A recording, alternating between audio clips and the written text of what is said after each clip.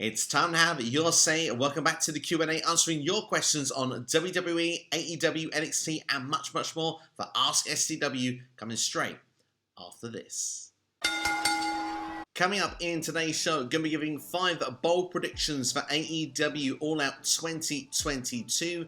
Going to be talking about the QR code that was scanned up for NXT this past week. What does it mean? What could it lead to? Going to be talking about NXT in general, how they can improve their viewership and maybe bring some of the older black and gold fans back into the product. And also going to be talking about championship contender matches in WWE. So all that and much, much more here today on SCW. Please like, share, and subscribe. If you want to be involved on the next Q&A, then all you got to do is drop a question here on YouTube, leave the hashtag AskSCW, or you can follow me on Instagram, Twitter, and Facebook. All should be coming on your screen right about now. But without further ado, let's get into our first question this week. And the first question comes from Noob and Co, asking what are your 5 bold predictions for All Out 2022. Noob sharing 5 of his. A non-WWE wrestler will debut in AEW, Thunder Rosa vs Taya Valkyrie, FTR vs the Young Bucks, Jon Moxley vs CM Punk, and Trios titles finally revealed. Awesome question to kick things off, and I've got to say, I love your bold predictions that you've given there. We'll definitely address all of those throughout this question, but first off, I want to talk about the couple of ones that in particular I think that you're nailed on and will be a couple of mine as well.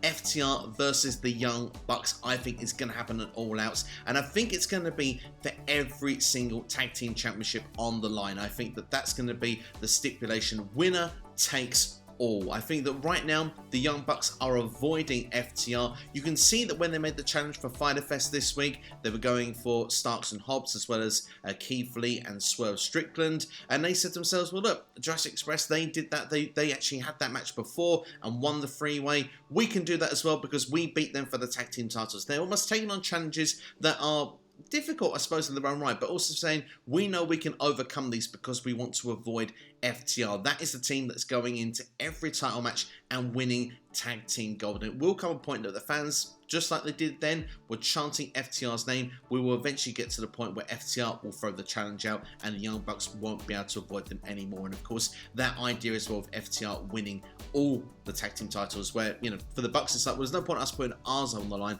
unless you put all 3 of your championships on the line. So there's actually much more for the Young Bucks to gain, but you know at the end they're the ones that probably will lose, and I think it'll make a beautiful moment. I agree with you as well, Jon Moxley, CM Punk. If CM Punk is back in time, the interim championship against the world championship, it's the perfect place to have that unification match. It's a big time match as well for AEW. Moxley versus Punk. Honestly, at this moment, does it get much bigger than that? Possibly not. So for me, I totally agree with that. I really hope the trios titles come in. I really, really do. I almost feel like I'm just waiting at this point. I feel like I've been waiting for like 2 years. It will happen one day, but I still go back off the reports I read a long, long time ago. I wish I could source it for you, but I know I saw it on Wrestle Talk, so I'll source them saying that, you know, Tony Khan didn't want to do that until Kenny Omega came back and he could do that with Kenny and the Bucks. I'm guessing they probably would have been the first time champions, but when you've got teams like House of Black, you've got the Death Triangle, there's so many going along, Dark Order and JAS, Blackpool Combat Club. There's so many teams you could have with Trios Championships, so just get them in now. I would love to see them there now. Thunder Rosa versus Taya Valkyrie sounds like a really fun idea, and of course it kind of works quite well here, because even though it's kind of a Forbidden Door match, the fact that, you know, Taya Valkyrie's with AAA, they couldn't do that on the Forbidden Door show, could they, with New Japan Pro Wrestling? So yeah, it does make sense they would do this on this show, but at the same time, I do feel to myself, I'd like to see some of the AEW talent going against Thunder Rosa, but that's just a personal preference of mine. I'd say if I was to twist that and make a bold prediction of my own, I would say that Jade Cargill will defend a TBS championship against Athena and Chris Statlander in a freeway, and I'm actually going to say that Jade Cargill will lose the TBS championship. Maybe she's not pinned or submitted, but she will lose that championship. It's a way to protect her, and she can go to that next level to then go for Thunder Rosa at Full Gear to become the AEW Women's World Champion. As for non-WWE wrestler debuting in AEW, I'd love to see it. Certainly be something, a bit of breath of fresh air with the debuts that we do get in. Be interested to know who you think it would be though. Let me know in the comments below if you have any suggestions. And just to give then a couple more of those sort of bold predictions of my own then, I mentioned about Jon Moxley and CM Punk agreeing with you. I think that's where MJF will return to AEW after a full champion is crowned, which I think CM Punk would then win that match and become the unified champion, I think then you can continue the feud with MJF when he returns, because, well, he's not wanted on AEW, but if he's going to return, he might as well go for the championship, mightn't he? So, yeah, I think that could be a fun twist if they were to do that. And I'm going to say that Eddie Kingston will take on Claudio Castagnoli in a match, because they've teased this friction between these two, so I'm assuming that match will go down at a later date once Eddie Kingston has finished that rivalry with Chris Jericho, which, hey, he may still not win at the end. And of course, if he's not going to win that rivalry with Chris Jericho, he will probably blame Claudio. He seems to be doing the mostly mature thing right now and being okay with it, but if he doesn't get what he wants afterwards, he may come back for Claudio. As a bonus one, because, well, I'm going to make a bold prediction, and I don't think it's going to happen, but I'm going to predict it anyway, because it's bold predictions. Go bold or go home. We've seen a bit of transitional work with the commentary desk at the moment in AEW. Jim Ross seems to be doing lighter work, maybe transitioning to go off of the table, maybe just coming on for big matches only. Taz has filled the role at the meantime, but I don't see him being there all the time.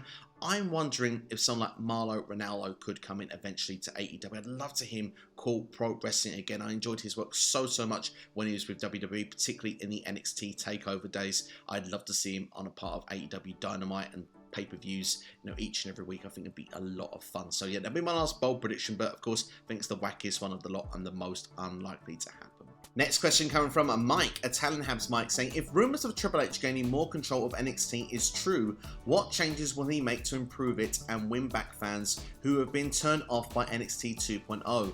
Longer matches and less entertainment would help. It's a fascinating question, this one, because with obviously the NXT 2.0 structure that's come in, a lot of the faces that we see on our screens right now were already in the Performance Center. They were training, probably waiting for their opportunity to be a breakthrough star, go through these breakthrough tournaments, and then perhaps get their chance to shine on WWE TV. We got so used to seeing the idea of these indie stars coming in and them being the ones that would always top the show, and these people that I suppose were in the Performance Center, literally the cream of the crop would be the ones that would just break through, where I think now a lot of them are getting more of a shot than what they would, and probably a number of those, as we've seen, probably have already been released if it's not quite worked out for them. So I think in a way, it's a bit of a difficult one, but I would say that you hit the nail on the head there with your last sentence of that question. Less entertainment and longer matches. I think you need to combine the two, because I do think the old NXT was running its course. I think it needed this, with the fact that, yes, it's great having those indie stars, but at the same time, you turn around and say to yourself, well, how many of those were actually getting over when they got to a Raw or SmackDown? Where were the characters? What made me care about them? Because when they got over to Raw and SmackDown, that is what mattered. And of course, yes, NXT was something different to what represented Raw and SmackDown, but at the same time, the end goal was to make your future stars for WrestleMania. So there needs to be that link between NXT and Raw and SmackDown, and I think that's just something we have to accept. But for me, I've enjoyed a lot of the characters that we're getting. I think that's quite fun when we see the likes of Tony D'Angelo, for example. I think it's been a breath of fresh air to see on NXT TV. Certainly has these funny moments as well. You're seeing these other characters like a Joe Gacy or a Tiffany Stratton, Andre Chase. I can go on with so many different ones. Wendy Chu. Not every single one is connecting with every single person that's watching at home, but they are standing out. They're representing something, and they're different to what everyone else is on the roster, to the point where if they go to a Raw or SmackDown, they may stand out and they may have a chance of breaking through and making, a long-term name on the roster. Back in the old days, we used to see people in NXT, for example, like Elias, who didn't break through, had a character, wasn't really designed for characters, but yet they got to Raw and SmackDown, and then they did succeed, or certainly succeeded for longer than perhaps what some others did, who were just this top indie name in NXT, or as we've seen with a lot of the top indie names now, have gone and moved on to be in AEW, which technically now is your black and gold NXT. That's pretty much what it moved over to. NXT now needs to find a way to merge in the middle. Yes, I agree with you, matches are too short now. For me, that doesn't connect so well. I think that we could have perhaps some better storylines, maybe just not being such a horny show as well. I think that's what they're trying to do to get the young demographic in. It's quite clearly not working, so if we can just come away from that just a little bit. And I think they just need to give you this idea that they're giving us what we want. If we sit there and think, okay, this is a show we want to watch because it gives us what we need, more people are more likely to tune in. Just the idea of Triple H being linked to it, I think is a good start. If you can tweak just those couple of things, maybe instead of this being a show just full of characters or just a show full of indie stars, maybe it's a show that can incorporate both. Maybe there's a good set of variety in the show, something for everyone, because if there's something for everyone, well, then there's a part of the show that everyone is going to enjoy. So for me, it's meeting things in the middle. Right now we had one extreme where it was completely indie, now we're going complete reverse. Storylines have been very, very wacky, where stories were very simplistic before. Meet it in the middle just a little bit. And if you meet in the middle, I think the success can be there. And of course, ultimately, the goal is to get stars for Raw and SmackDown. And I think that with this incarnation of 2.0, they're definitely on the road to being able to try and do that. Certainly, when you look at the likes of a Bron Breakker or Carmelo Hayes, I think Toxic Attraction will work really, really well on Raw and SmackDown. So if you do that sort of stuff and you can bring in a bit of the old NXT flavour with it, I think personally, you're on for a win-win. Next question coming from Underground Temple saying 8, 10, 11, of course that was the scanned barcode that was shown up on NXT Great American Bash this week, was the day NXT was born. Fantasy booking, Black and Gold NXT versus NXT 2.0, a traditional Survivor Series match for Black and Gold, Apollo Crews, Roderick Strong, Cedric Alexander, Dijakovic, Robert Roode, Ricochet and Ciampa, versus Bron Breakker, Carmelo Hayes, Von Wagner, Grayson Waller, The Creeds and Solo Sikoa, an Invasion 2001 vibes. Well, we said about meeting in the middle on the last question. A proper invasion would be quite fun. I know they kind of teased it a little bit of War Games last year and did the story for a couple of weeks really on NXT TV, but to have it really play out as a long drawn out thing, that could be a real fun story, and that definitely would bring fans back in. Imagine Triple H spearheading like a group coming into NXT and saying, this has changed NXT to what it was, to what we knew. I'm now back and we're going to make it right. If only NXT 2.0 had a general manager that they could have where Triple H and then we're going head to head, butt to butt every Tuesday. I think that could be a really, really fun storyline. So to go to actually add that to the answer to the last question, that definitely would improve ratings and definitely would bring more people back in. Certainly love the idea of the fantasy booking aspect of it, but the barcode got me thinking, because I was sitting there thinking to myself, like, what could it be? And you said there about that, and I had to do a bit of Google searching as well, but NXT actually started with its original game show format back in 2010. Actually started in February with the game show format. Of course, that led to the original Nexus group, of course, that went on to SummerSlam, of course, in 2010 as well. Maybe wondered then about the reboot when it had that sort of FCW vibe, but apparently that was in 2012. That change was in May. So what can it mean? I mean, can it simply be an NFT? I mean, if we go to Wrestling Inc.'s article that they put online, which you can do a quick Google search on, the alphanumeric code actually means HJK. Now, could that be something to say like a new member of the roster, like a new superstar? Could it be a new faction? That's what some fans are speculating. Some are looking at the numbers, thinking it could be like a date. Could we going to get like a 2-day takeover, for example, on the 10th and 11th of August? Of course, I believe that lands out on a Wednesday and a Thursday, which means that could be unlikely. Could they add the numbers together and it be the 21st of August? I'm not so sure on that, but many people speculate the idea of a potential debut or like a one superstar or a faction. Let's not forget A-Kid as well has a new gimmick, it feels. I believe it's A-Kid that's going to be this new sort of mathematician / Matrix style with numbers character in NXT. So could that be to do with that? That certainly could be something. Or simply could it be the time? Could we get a show one Tuesday where that just breaks off as the time? Will the digits build the same next week? This could be interesting. Maybe it's something that could be set for one superstar one week and set for another superstar with different numbers next week. We'll have to wait and see. I'm not so sure what it can be at the minute. One thing I will say is I'm going to guess that it could be something to do with time, because it's something I've not seen somewhere else. It gives a bit of originality to this question. Just kind of like, when Jericho debuted back in the day, kind of had that Millennium Countdown they did for Y2J. Maybe one week they have like an opening promo where Bron Breakker is in the ring cutting a promo, and then it's 8:10 for example in the States, and then 11 seconds, and then boom, some pyro hits or whatever, and we've got a new superstar debuting or something. That could be simply what it is. But one thing's for sure, there's more questions than answers at this point. If anyone has their thoughts, please let me know what you think in the comments below of what this QR code could mean. For me, it seems quite exciting, but it could simply be nothing as well. We'll have to wait and see. NXT will probably give us more answers the more weeks that we watch. And to quickly just link that to the second question on today's show, hey, reasons to watch, cliffhangers, stuff like that always helps as well. And I say that with any wrestling show. If there's something that you feel I need to tune in next week to see what that's all about, that's a good thing as well. So yeah, that can always help ratings also when it comes to NXT. Next question coming from Big Dut 18 Alexandra. What's your opinion on the fact that wrestling has so much beat the champ #1 contenders match? I personally find it dumb.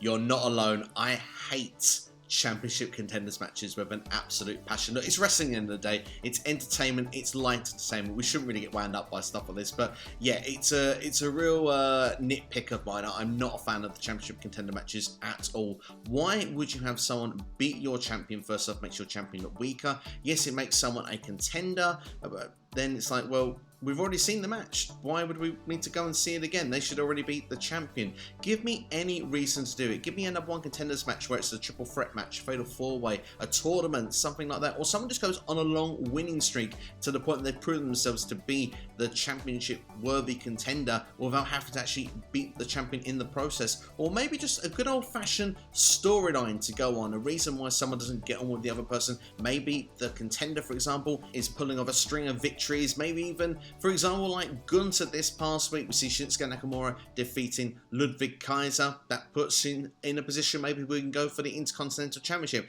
I'm totally fine with that idea. That certainly works pretty well for me. But the idea then that the champion then would need to beat down the challenger, for example, totally fine. That storyline works for me. But to have where, you know, we have this champion versus challenger, if the challenger wins, they get a championship match. We've already seen the match. So then we have to get a rematch, and then if we've had a rematch which leads to a DQ or something like that on Raw or SmackDown, then it goes to the Premium Live event. By the time we get there sometimes and these storylines actually finish, we've seen the match play out 4, 5, 6 times, and yeah, for me, it's too many, and it all starts with these championship contender matches, which I'm not a fan of. If you want to do it occasionally, like once every 6 months, fair enough, that's okay. It does happen. It's always happened in wrestling. But to do it on a consistent basis as much as we're seeing in the last, 6 to 12 months or so, it's far too much. And it is spoiling the appetite of watching these big matches when they play out. So yeah, WWE, be a bit more creative. Do better. Don't keep doing championship contender matches. They're not good.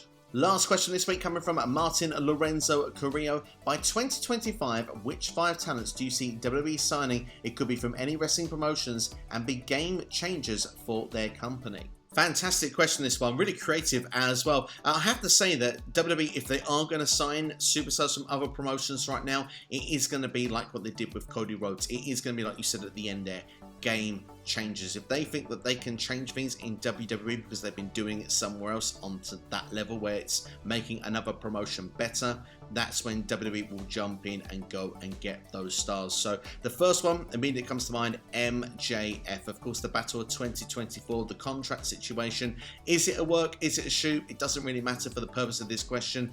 I think MJF will weigh up the options, and I do think WWE will put a big offer for him. I don't think, regardless of what's going on right now in life, if MJF becomes available, WWE is jumping in. They know they can do big things with Maxwell Jacob Freeman. So that one I think is a shoo-in. Second one I'm going to say for you is Jade Cargill, because, well, Jade is money. She has just been presented as an absolute star. She's undefeated. She's definitely working her way, in my opinion, to become the AEW Women's World Champion. She could probably even hold both that and the TBS Championships if they want to go down that road. For me, she is a star in the making and definitely would be someone I think WWE would look and go, we can do great things with her, certainly. Number 3, and of course it always depends if they would sign with WWE as well, but I think Wardlow would be one that they would go for. There has been certain interest in all of these talents I've mentioned so far. If they could throw the right money and say things just aren't working quite out at AEW by the time their contracts are up, you never know, they might jump ship. We never thought Cody would go, did we? But of course Cody is there now. So yeah, I'm going to say Wardlow being number 3 because he is definitely a big man that has got a lot of charisma, is great in ring, is getting over so well with the crowd. I think he is going to be one of the faces of pro wrestling for the next decade. I really think he could be a top star in the industry, period, regardless of which company he is there for. So Wardlow for me, I think it'd be silly if WWE wouldn't want to go in for him, because for me, he's almost like that, you know, modern day of Batista, Brock Lesnar, like built into one with, you know, that Goldberg-esque, the fact that he can just destroy people, get that streak together, and people just, you know, chanting Wardlow, Wardlow. It is printing money, so that is one that WWE would definitely should look into. Now the 4th one is going to be different to all the sort of names I mentioned so far. The fact that they're actually being highly successful what they're doing right now. I think this superstar is being underutilized in AEW. I'm talking none other than Ethan Page. He's the full package, a fantastic promo, great in ring. For some reason, he is not being pushed in AEW. Just can't seem to find his spot on the roster. And let me tell you, what could be AEW's loss could be another company's gain. At some point, Ethan Page, I think, will leave AEW, and I think could be a big deal in WWE. WWE would take a character like him, and I think actually could make him a huge success on their roster. He could be a breakout single star, wouldn't necessarily need a manager, but perhaps could have one or two lackeys by his side if he wanted. I think Ethan Page could be a solid mid-carder in WWE, if not even further up the card. I really think he's been that underutilized in All Elite Wrestling, in my personal opinion. And last but not least, I'm going to go to MLW for the last name for you. I'm going to go with Jacob Fatu because, hey, it's all about the bloodline. This guy has been dominating in MLW, and when the time is right, I can see him coming over to WWE, and I can see him being an absolute monster over there. Whether he's part of the bloodline with Roman Reigns and the Usos, or whether he's doing his own thing like Solo Sikoa is right now, that remains to be seen. But certainly for me, I think he could be a big deal in WWE if and when I think definitely he will be signed. I think this one, if I had to say of all the names that was given there, I'd be most confident that Jacob Fatu will be a WWE superstar one day. But that's all we've got time for this week for AskSCW. Thank everyone for your questions as always. This show is nothing without you, so thank you so much as well. And it's also nothing without everyone who is watching as well. Thank you so much for taking the time out to watch these episodes. It really, really does mean a lot. If you have enjoyed the video, then please do like it, share with a friend as well, let them know SCW is here. Subscribe to the channel as well if you haven't already, and hit the bell so you can be notified each and every time a new video is released on the channel. As well as that, more videos, of course, will be coming to the channel very, very soon. We're on the road to SummerSlam, of course. And, of course, we've got Ring of Honor, Death Before Dishonor coming in the next couple of weeks as well. So, plenty of exciting content will be coming on this channel. But that's all from me anyway. Thanks for watching. Take care. Have yourselves a great day. You've been watching SCW here on YouTube. All the best.